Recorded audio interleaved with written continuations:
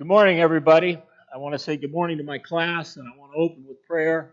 But I also want to say good morning to some special friends, both Jess and Steve, and as well as Joanne out in Phoenix. So, Lord, I pray this morning that the meditations of my mouth and the thoughts that come across are acceptable to you. I pray for those first responders that are out there on a daily basis in the front lines fighting the coronavirus. I pray for the medical people and all those that are going to work today, leaving their families, but coming back safe and sound. I ask that you watch over them and bless them. In Jesus' name, amen. Let's begin in the book of Matthew, if you'll follow along with me. And in chapter 7, I'm going to start with verse 1. And we'll get into chapter 7 pretty good today. And we're back on judgment, and we're back on forgiveness. But it says in the first 3 words, do not judge. Well, that's pretty easy to understand. Why do I not judge? So that you will not be judged yourself. So now we know how to measure it out. We know how to measure it back. For in the way you judge, you will be judged. So it's your standard of measure. You're the one who determines. You're the one that decides. And by your standard of measure is how it's going to get measured back to you. That's pretty interesting if you pause and sobering to think about that. But we're deciding those things. And the best example I can give you this morning about judgment and forgiveness, I want to go back to that story on the prodigal son. And it's a real story. And you say, well, Tim, you got to get with these modern days. That was a couple thousand years ago Jesus gave that example. Well, you need to talk about some of the new things. Well, there's nothing new about judgment. There's nothing new about forgiveness. And there's nothing new about sin. It's been around for a long time. So let's take a look at Luke, if you'll follow with me. And as we begin, it said, a man had 2 sons. 2. The youngest of them said to his father, Father, give me my share of the estate, for that it falls on me. Well, that's pretty interesting that he wanted his share or his inheritance before his father had passed away, and this is the youngest one requesting it. Because normally that would not happen until the father was deceased. So he divided this. So normally the oldest would get 2/3, the youngest would get 1/3, but he's well ahead of schedule in getting his share or his half, if you would. He divided his wealth between them, and not many days later, the youngest son gathered everything together and went on a journey into a distant country. Well, the truth is, he may have left home on that day, but he really left home a long time ago. He left his father, and there was no relationship. So his father let him go. He gave him the money. He let him go. He let him go on a journey to another country. And when he left, I don't believe that son had any intention of coming back. But he left. And not many days later, the youngest gathered everything together, went on a journey to a distant country. And there, by squandering his estate with loose living. Now, the word prodigal, just so you know, means recklessly extravagant. Loose living. Recklessly extravagant or wasteful.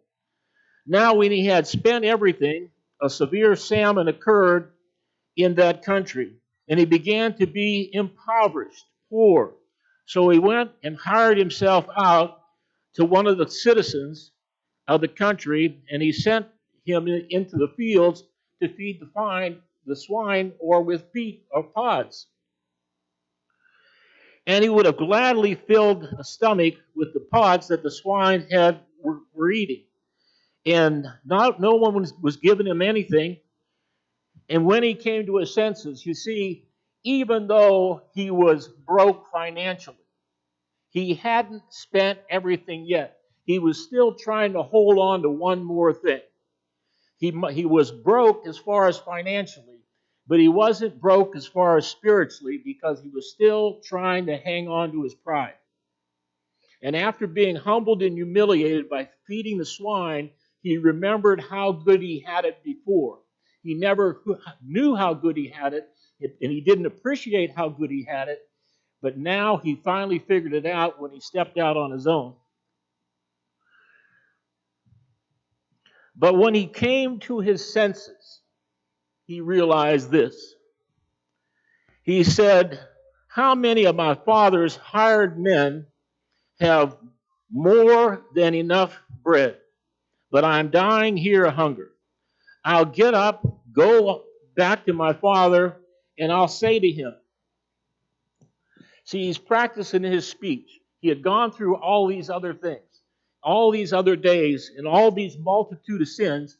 He says, "I've sinned against heaven and in your sight, and I'm no longer worthy to be called your son. Make me one of your hired men." So he got up, came to his father, but while he was still a far way off, his father saw him, felt compassion, and ran to him, and said, and embraced him, and kissed him. And the son said to him, "Father, I have sinned against heaven and against you in your sight, and I am no longer worthy to be called your son." Now the father didn't go back and ridicule. He didn't take apart all those sins. He didn't say, "What happened to all those thousands of dollars? You need to explain to me how you acted and what you did." He said none of that. He just simply forgave him. Simply forgave him. And the son said to him, "Father, I have sinned against heaven and in your sight. I am no longer worthy to be called your son." But he still was his son, because watch what he does next. But the father said to the slaves, "Quickly, bring out the best robe." That was his robe. "Put it on him. Put a ring on his hand. Put sandals on his feet. Restore him to his rightful position as my son, for he has totally and completely been forgiven. All of what he's done has been wiped away." He could have judged him, but he didn't. And then it says, "And bring the fatted calf and kill it, and let us eat and celebrate. For the son of mine was dead and has come to life again. He was lost and has been found."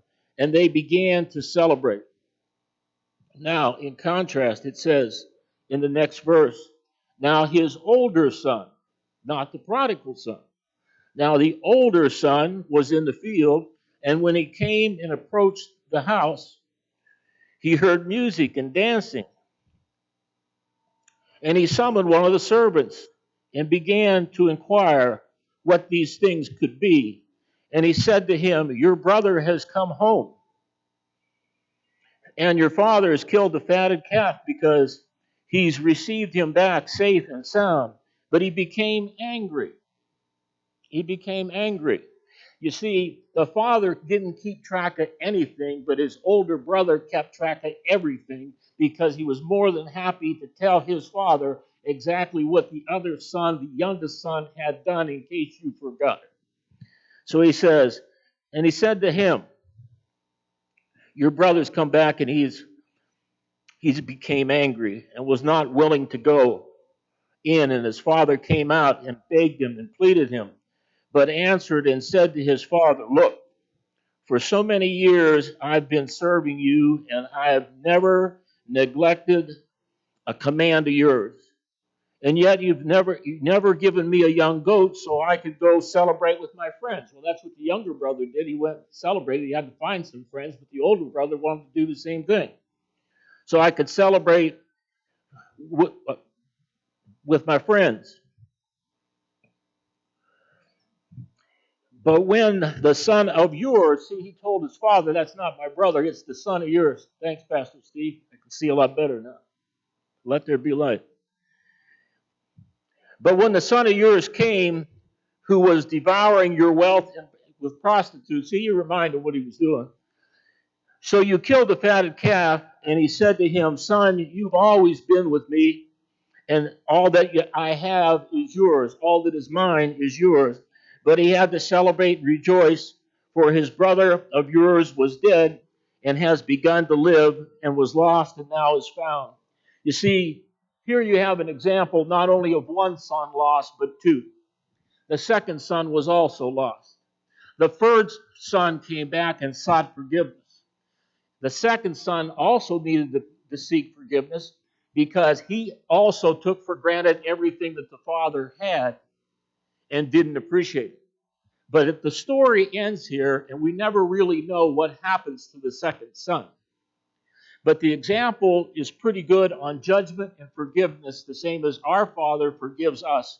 It's open-ended, and it's there for the asking. We'll get to asking a little bit more, but I want to go back and revisit the paragraphs that we were just at. Let's go back to Matthew, and I want to go 3 through 5. Matthew chapter 7, verses 3 through 5. It says, "Why do you look at the speck that is in your brother's eye, but do not notice the log that is in your own eye? Or how can you say to your brother, 'Let me take the speck out of your eye,' and behold the log that is in your own eye? You hypocrite, first take the log out of your own eye, and then you'll see clearly to take the speck out of your brother's eye." You see, we have so many people that spend time criticizing and look at other people's problems. And they're so busy, consumed with the other person's problems, that they don't pay attention to their own. And they don't have time to get a whole lot done other than criticize. Now, I can remember, and I'll give you an example because I grew up on a farm, of this. Many times the one with the most problems hides their problems. They're well aware of your problems and other problems because they've been there, they've done it themselves. You see, on the farm, we used to milk cows. And you always cleaned the barn up, and then you took the manure and you shoveled it outside the door. Well, example, the one in the speck of the eye is the one that's going to tell you in those milking stalls, you have some cow droppings. But outside that barn door that you can't see is that log that is in the other person's eye. But if you open that, you would see a pile of manure. And that pile of manure represents that log that is in the other person's eye, analyzing the speck. In other words, that manure pile would sit out there for a couple weeks. And then on a winter's day, you would go by and you'd have to load it up on the manure spreader. And when you began to load it up, it's all crusted and hard on the outside because it's still frozen. But when you begin poking into that big pile of manure, it starts to stink. It's the same as that big log that's in the other person's eye. So, and then you put it in a spreader for the whole world to see or expose it. But if they can look at their own problems and not analyze everybody else's, they would be a whole lot better off, and so would we. I use these agricultural analogies, but, I lived in Kansas City for about 12 years, and we used to have what's called an agricultural convention. And at agricultural conventions, you had ranchers and you had farmers from all across the country. And they hold it down in the West Bottoms down in Kemper Arena. But I remember being in an agricultural convention, and you get ranchers and you get farmers, and finally this rancher from Texas was getting upset with this farmer from Missouri, and he told the guy, he says, "Listen, buddy," he says, "let me tell you something about my property in Texas." He says, "What's that?"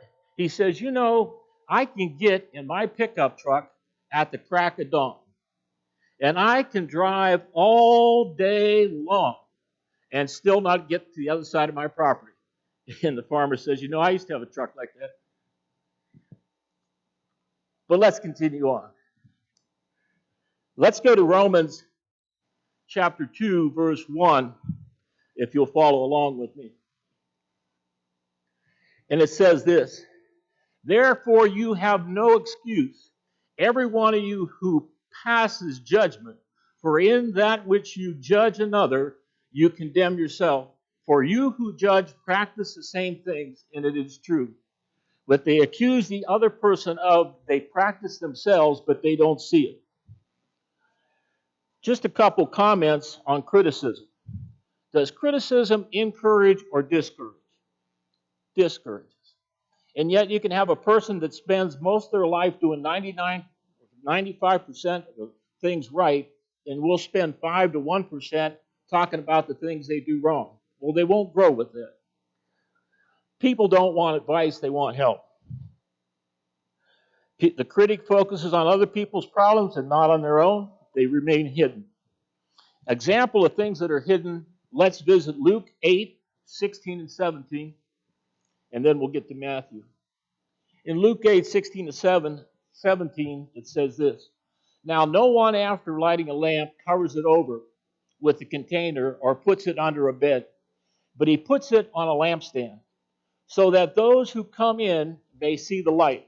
For nothing is hidden that will not be revealed or evident, nor anything secret that will not be known or put in the light. So even these things you say, well, they're hidden, or nobody knows, they're not hidden indeed. A support for that is also another piece of scripture, complementary, if you would. It's Matthew 10, 26 and 27.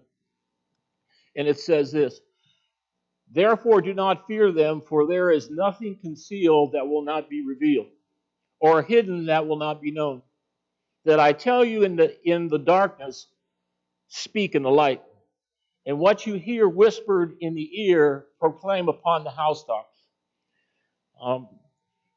You'll see this to be true. There's several things sometimes that are hidden and don't get into the courtroom right away, or get covered up and don't get revealed. But ultimately the truth comes out. Ultimately the truth comes out. In Matthew 7, verse 6, as we move past the speck in the log, it says, Do not give what is holy to dogs, and do not throw your pearls before swine, or they will trample them under their feet and turn and tear you to pieces.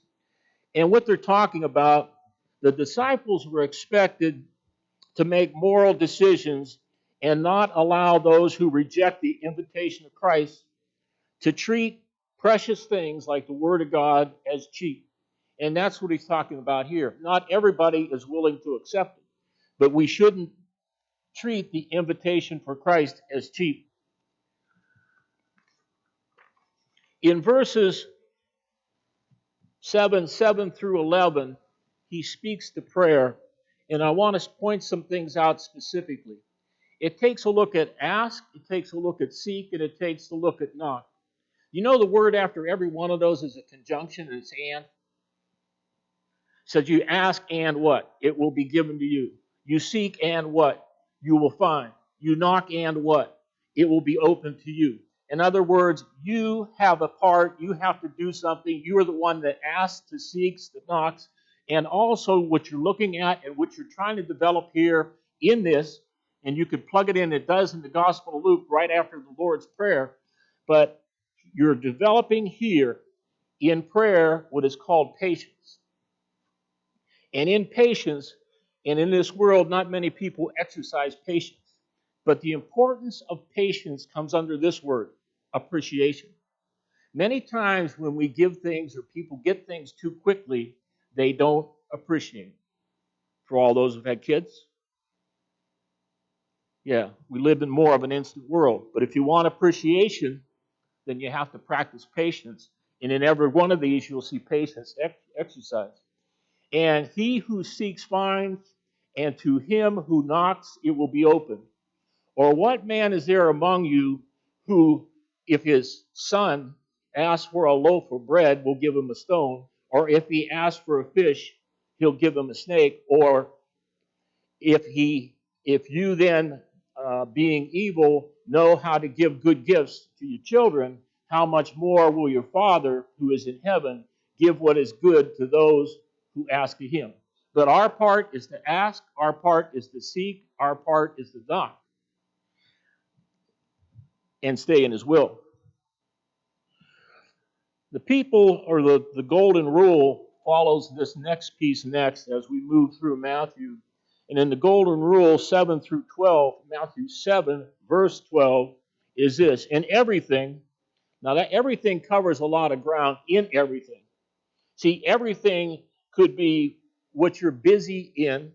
Well, I'm in work, I'm in school, whatever you're busy in, but it can also apply that everything also includes this in trouble.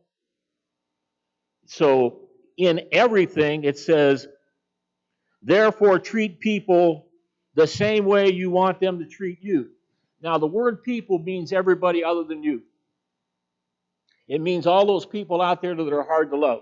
So you want to treat people, all of them, whether it be your neighbor, whether it be your friend, in everything, therefore, treat the people the same way you want them to treat you. For this is the law of the prophets. Now, the rule of the prophet is whatever the prophet says, he's the mouthpiece of God, but the proof is it must be 100% accurate, not any percentage less than 100%. So this is executed in every situation for all the people that you encounter. The proof of the kingdom of life, and I want to just visit 7, 13, and 14. It says, it talks about a narrow gate, and it talks about a wide gate. It says, enter through the narrow gate, for the gate is wide, and the way is broad that leads to destruction. And there are many ways to enter through it, for the gate is small, and the way is narrow that leads to life, and there are few ways, or few who find it. In support of this, see, sin has a lot of names, and I'm going to go to some of these names, but salvation only has one way. Let's go to Romans chapter 1, verses 28 through 32, and we'll look at it together. And just as they did not see fit to acknowledge God any longer, they start with that, to acknowledge God any longer. We have a lot of people, even in this country, that don't wish to acknowledge God any longer. God gave them over to what is called a what? Depraved mind. And then we'll talk about how they got themselves there. See, that's not the only mind that he talks about. He talked about a man with a double mind. He talked about us having the mind of Christ. But this is a depraved mind. How do I get there? To do those things which are not proper. What things? Being filled with all unrighteousness. That's one of them. Wickedness, greed, evil, full of envy, murder, strife, deceit, malice. They are gossips. Talk about one another. They'll talk about you to others, and they'll talk about others to you. Slanderers, haters of God, insolent, arrogant, boastful, inventors of evil, disobedient to parents, and without understanding, untrustworthy, unloving, unmerciful, and although they know the ordinance of God, that those who, what do? Practice. Does anybody here ever practice something? See, whether you practice golf, whether you practice basketball, whatever you practice, you get better at it. So all these things that I just gave you, all this route to destruction, they practice it on a daily basis. They can have different offices, they can have different titles, but they practice these things and they get better at them, and that's how they get a depraved mind. A permanent condition is by practicing these things. Is worthy of death. They not only do the same, but also give hearty approval to those who practice them. They like to hang out together. Now, in support of the one way, I want to go here. Now, you can see that that's that broad path he talks about. There's a lot of different ways to destruction. I just told you all of them. Now, how about the narrow gate? How do I get there? Here it is. John 14:6.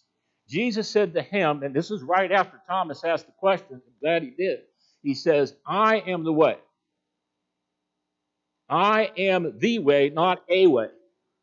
The way. The one way. And the truth and the life, and no one comes to the Father but through me. Now you got the path. There's one way. How do you get there? One way. There's a lot of people tell you multiple ways. No, there's one way. Narrow is the gate. And on the way, there'll be those who will try to sidetrack you and derail you. Let's go to John. I'll go to 10:10. It says the thief comes with a purpose. What's the purpose? To steal, kill, and destroy. None of that's in your interest. Why does the thief come? Recognize it. Steal, kill, and destroy. What's he trying to get? He's trying to steal your faith. I came that they may have life and have it more abundantly. That's that one way. That's that one way. And to finish up today, I want to talk about knowing the tree by its fruit. Don't listen to what people say, watch what they do. Don't listen to what they say, watch what they do. Because a lot of people out there are going to tell you what they want you to hear, but not necessarily the truth. Beware of false prophets. What come to you in sheep's clothing, because on the outside it looks pretty good, but inside the package, just like that manure pile, not very good. It stinks. But inwardly are ravenous wolves. You'll know them by their fruit. Grapes are not gathered from thorn bushes, nor figs from thistles, are they? So every good tree bears good fruit. And we started off by talking about the critic. What do they produce? When you say people that for forgiveness or unforgiveness or for judgmental, but more so today I see more critics. What do they produce? Is there anything productive? Because here he's talking about fruit. What kind of fruit do they produce with their criticism? Are they, and it says here, grapes not gathered from thorn bushes, nor figs from thistles, are they? So every good tree bears what? Good fruit. But every bad tree bears what? Bad fruit. Don't listen to what they say, watch what they do, and you'll get the right answer. A good tree cannot produce bad fruit, nor can a bad tree produce good fruit. Every tree that does not bear good fruit is cut down and thrown into the fire. So then you will know them by their fruit. Thank you for tuning in today. And I'm still going to find out whether we're back next week or not. I'll have a better answer on that, hopefully so. But let's close today for my class and my friends. May the Lord bless you and keep you this week. May the Lord make his face to shine upon you and be gracious unto you. May the Lord lift up his countenance upon you as you go in peace. God bless you.